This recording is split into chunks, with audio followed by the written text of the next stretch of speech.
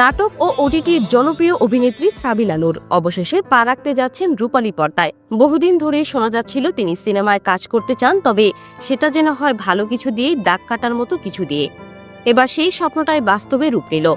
জনপ্রিয় নির্মাতা রায়হান রাফির পরিচালনায় তাণ্ডব নামের একটি সিনেমায় শাকিব খানের বিপরীতে অভিনয় করছেন সাবিলা। জানা গেছে সিনেমাটি অ্যাকশন ঘরানার এবং মুক্তি পেতে যাচ্ছে কুরবানির ঈদে। গল্পের কেন্দ্রবিন্দুতে থাকছেন শাকিব খান, আর তার বিপরীতে সাবিলা নূরকে দেখা যাবে এক গ্রামীণ তরুণীর চরিত্রে। যদিও সাবিলা এখনও এই বিষয়ে আনুষ্ঠানিকভাবে কিছুই বলেননি, তবে শুটিংয়ের কিছু ভিডিও ও স্থির চিত্র ইতিমধ্যেই সামাজিক যোগাযোগ মাধ্যমে ছড়িয়ে পড়েছে, যেখানে শাকিব সাবিলাকে একসঙ্গে দেখা যাচ্ছে।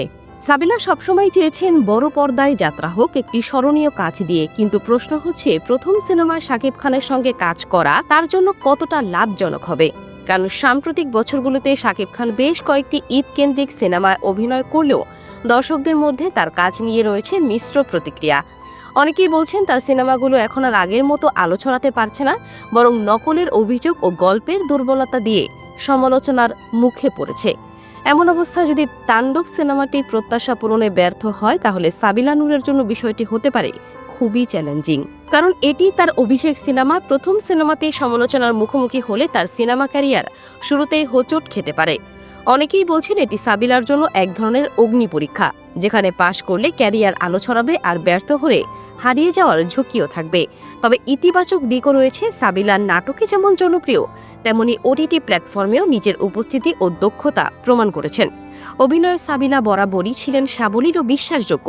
তার সেই অভিজ্ঞতা যদি বড় পর্দাতেও কাজে লাগে, তবে নতুন তারকার উত্থান দেখা যেতেই পারে। এখন দেখার বিষয় হলো দর্শক তাণ্ডব সিনেমাটিকে কিভাবে গ্রহণ করে।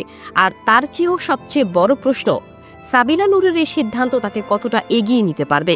কমেন্টে জানান আপনি কি সাবিলাকে শাকিব খানের বিপরীতে দেখতে আগ্রহী, আর সাবিলার সিনেমার অভিষেক নিয়ে আপনার প্রত্যাশা কি।